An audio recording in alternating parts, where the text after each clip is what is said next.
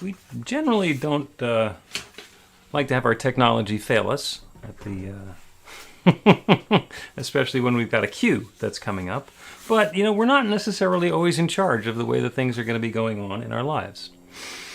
And that's a lesson that we plan, God laughs. And we have the opportunity to do things differently and to change things. And the talk today is called Creating Us. And the idea behind Creating Us is the reminder that we are partnering with the infinite. That there is one infinite creative power that creates everything, and that we're using that power to create our lives. So the important thing to remember is that whatever is going on in our lives, it is that partnership that we're talking about, is the opportunity for us to remember that it's not just us. There's something that's so much bigger than we are. A lot of times people compare the New Thought teaching to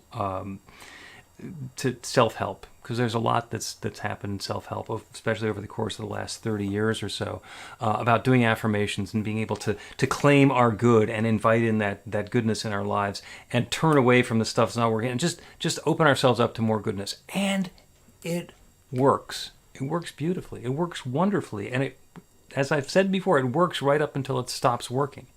And the reason that it stops working is because it's not done the way that we're saying. It's not what we're claiming in our affirmation. It's not the words that we're using specifically that the infinite law is responding to. It's our beliefs.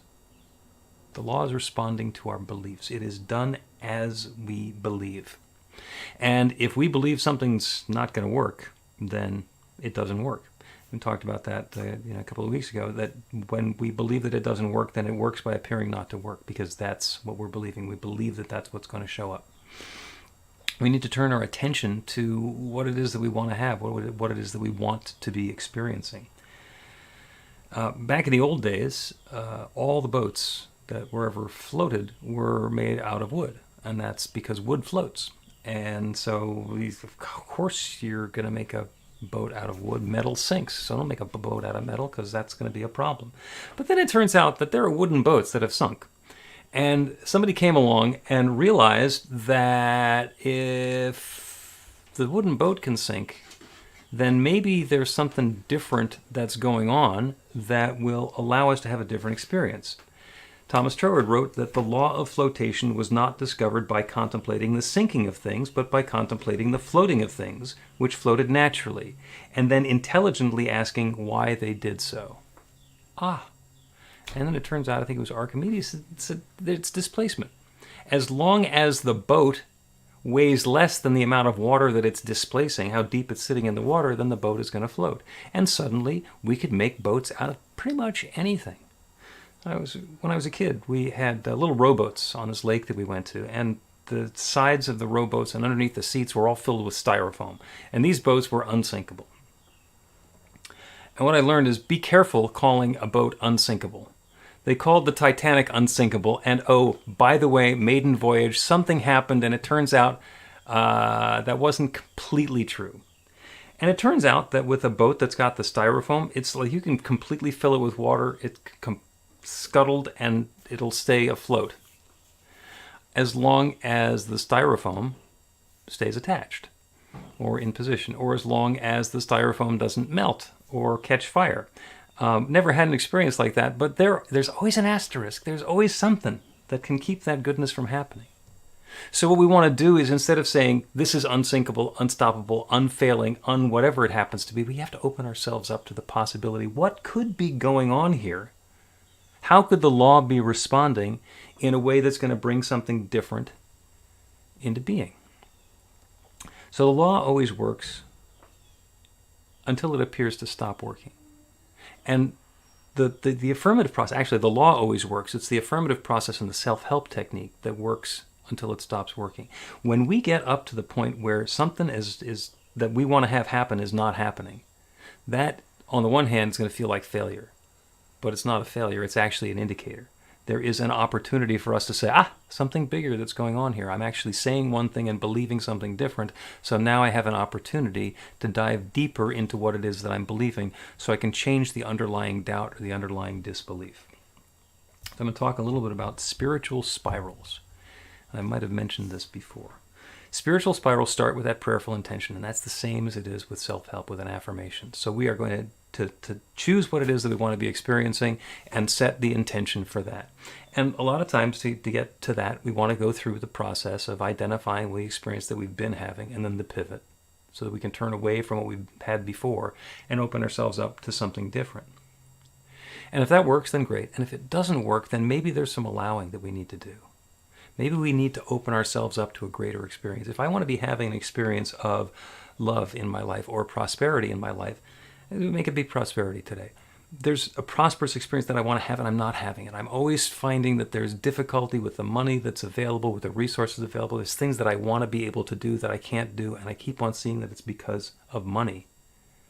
And I do the treatments and the affirmations and the practical prayers, and still it doesn't change to my satisfaction.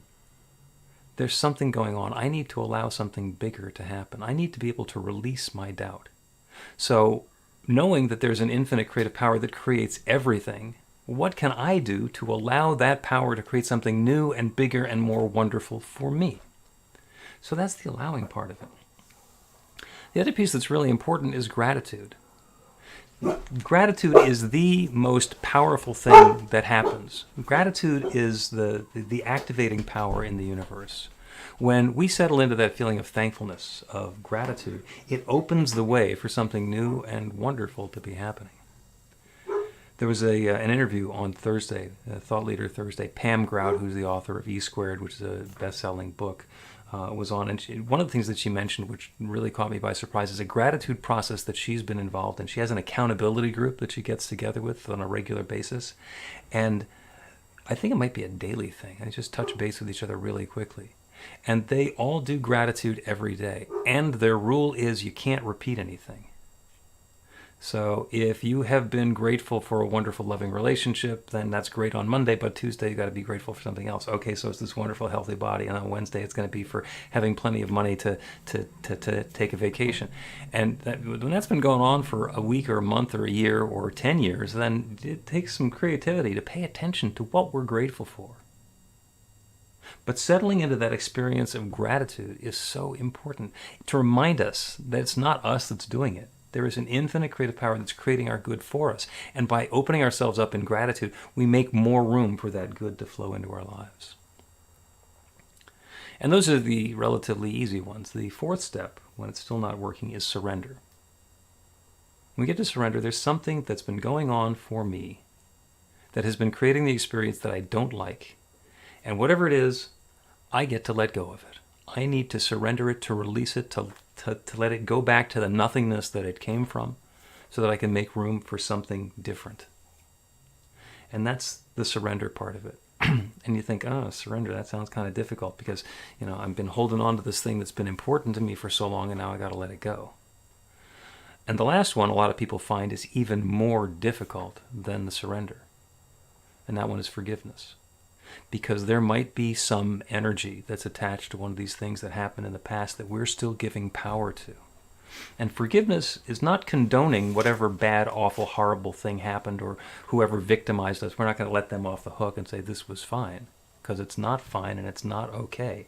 Forgiveness is removing that energetic charge, to let ourselves no longer be limited by the experience that we had in the past. Forgiveness is the fifth element of a spiritual spiral. And the reason I call them spiritual spirals is not because we're like in a spiral, spiraling into to a crash, but because they repeat themselves. We go through this growth process and we go through the entire spiritual spiral, and then we come back and it seems like I'm right back at the same place where I started. Why, oh, why am I back here again? But we're not at the same place. We're back in the same neighborhood, but we're at a different level than we were before. We're having a different experience than we'd had previously. So instead of getting frustrated when we get to another loop through the spiral, it is a reminder that there is growth and newness that is unfolding for us and through us and as us and with us. And I use that to set up a new program that New Thought Philadelphia is going to be launching. Can you guys hear me okay now? All right, that's working, because this is going to be fun, this is going to be interesting, this is going to be exciting. And this is a tithing challenge. Did you hear that? It's going to be a tithing challenge. Now, we have done the Unexpected Income Club numerous times before, and in the Unexpected Income Club, the donation that you make, the tithe that you make, the contribution that you make, is a portion of whatever money shows up in your life that is unexpected. So that's new money, it's found money, and as we describe it then, it's like keeping 90% of God's money, because you're giving away 10% of money you didn't expect to begin with. And your board of trustees and your practitioners have been discussing prosperity practices and the abundant nature of the universe. And there are a bunch of us that have a very robust tithing practice. And it is so powerful, it is so wonderful, that we want everybody else to give it a try. That's kind of the whole idea. And that's what comes down with the tithing challenge. And tithing is an ancient practice. And I'm going to quote some scripture here. And Sandy's going to love this because this is Old Testament scripture. This is from Malachi 3:10. And this, by the way, is the only place in the Bible where you can find the word prove. And in the King James Version, it says, "Bring ye all the tithes into the storehouse, that there may be meat in mine house, and prove me now herewith, saith the Lord of hosts, if I will not open you the windows of heaven and pour you out a blessing, that there shall not be room enough to receive it." The tithing practice is about taking the good that's coming to us and giving 10% of it to the source of our spiritual nourishment. And the commitment that is made right there by the Lord in Scripture is, I will pour you out a blessing so great that there's not room to contain it. In the 23rd Psalm, we talk about the cup running over and runneth over. My cup runneth over. And that's so visual and evocative. There are other translations where it says, my cup is full. Which means the same thing, because if you don't have a cup to keep the stuff in, it really doesn't make any difference, but it doesn't sound as powerful. In the New King James Version and in different versions of the Bible, the language gets toned down a little bit, but it still means the same thing. New King James Version, "Bring all the tithes into the storehouse, that there may be food in my house, and try me now in this, says the Lord of hosts, if I will not open for you the windows of heaven and pour out for you such a blessing that there will not be room enough to receive it." And in every version, it's the same story. Do the tithing practice, and it will work, and you will be prospered thereby. It works, it works, it works. So the tithing challenge is a 90-day program. We're going to do it from the 1st of October to the last of December. So you have a 90-day period during which we can try the tithing practice. And this is not the first time you've heard about tithing. And there's the notion that tithing is a commercial for the church's way for you to give us money. And that's not the purpose of it. The purpose of a tithing challenge, of a tithing practice, is to increase our own flow of prosperity, to be in the flow of that goodness, to be able to receive more, to give more, to receive more, to give more. Eric Butterworth called money currency because there's a current to it. And if it's stagnant, it doesn't do anything. So in a tithing practice, we're keeping that flow going, and we're feeding the source of our spiritual nourishment, because when you feed it, it feeds you back, and that flow and that cycle continues. And what we're doing for the challenge, and this is the part that was a little bit controversial for the board, is we're offering a money-back guarantee. Because tithing is, for a lot of people, scary. Oh my God, if I do that. Breen started tithing, and it's like, oh my God, this house of cards we've got with our finances is going to collapse. And when he started a tithing practice, nothing got worse. And you've heard about that story. You're going to hear more about it. And there are other people who started a tithing practice, and it works. And the purpose of the 90-day guarantee is that there's a little bit of a safety net. It's like when a kid learns to ride a two-wheeler. You know, Dad puts the training wheels on the back of the two-wheeler so that nothing bad's going to happen. So there's the possibility that if the tipping from side to side, it's going to keep going. The idea is not to ride the bike with the training wheels.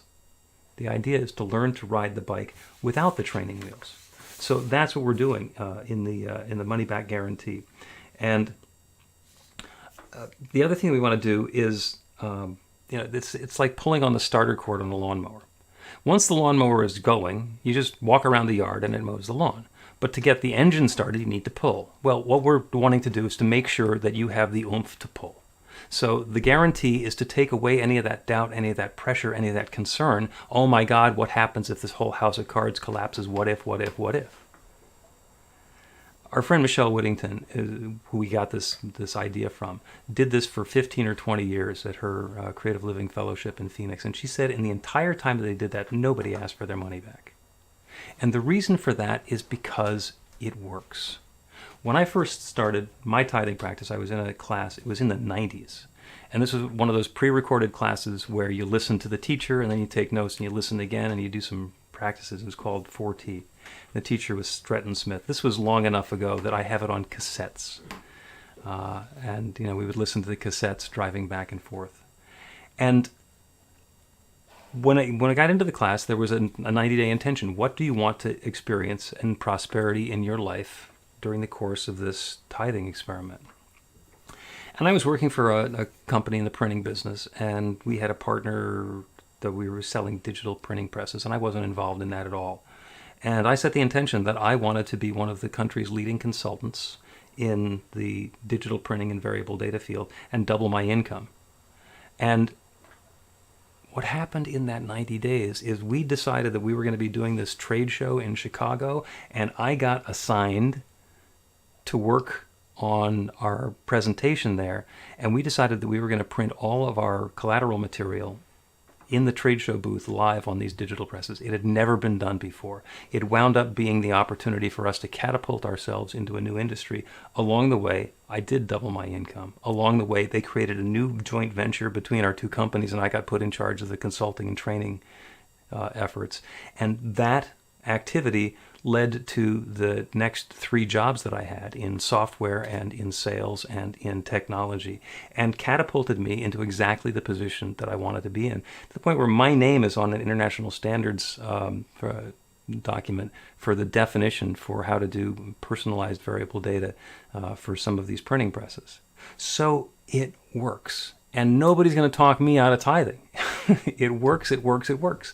And when my income doubled, the tithe doubled as well. But the amount that I got to keep was bigger and bigger and bigger. And that's continued to work.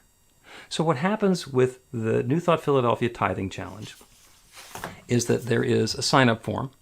And what you're going to do is you are going to download the sign-up form from the website, there's going to be a link there so that you can just do it in an email. And what you do is you make the commitment. And the commitment is to tithe, give 10% of my gross income to New Thought Philadelphia for 90 days. Pray for abundant blessings to be experienced in my life and in the life of New Thought Philadelphia. Engage in other spiritual practices that support my growth and expansion, such as reading, meditating, visioning, visualizing, forgiveness, gratitude, sacred service, seeing a practitioner, etc. So it's about deepening into our spiritual practice. It's about taking what you've been doing and kicking it up a notch. It's about bringing a tithing practice to that and being very intentional about inviting all of that good into your life, and then go through the spiritual spirals. If there's something that's coming up for you, then try allowing. And go into gratitude. This is a wonderful opportunity, and you can just be grateful as if this good is already happening. And surrender. If the resistance comes up, surrender. And the money back guarantee is a way of helping empower that surrender. And then maybe there's some forgiveness work to do along the way. But do keep in mind, you have a community. We are creating us together. So when you are ready to have the training wheels taken off or have somebody run behind you as you're getting ready to ride your two-wheeler, we're there to do that with you. Reach out and allow that goodness, that help to come into your life. Because we really, really want to see everybody have that prosperity showing up.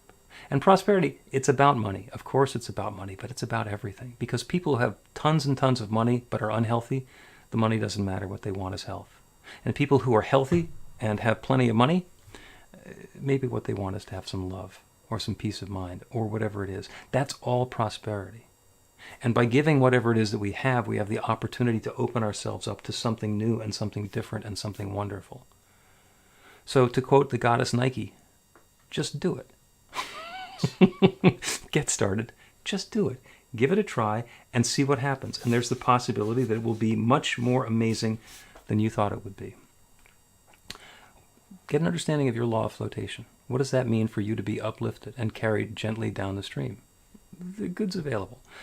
We don't start until the 1st of October, so there's the opportunity. If you have some questions about this or some resistance about this, let's talk about it. You can download the form if you want to and sign it today if you want to. We'll have some in person when we're at Falzer next week. So we're going to continue talking about this. We're going to have various people who are involved in New Thought Philadelphia talk about our experiences with tithing and the wonderful practice and flow that they've been in. And I'm looking forward to continuing that and having that goodness continue to unfold. I look forward to that love showing up as each of us and as all of us. And so it is.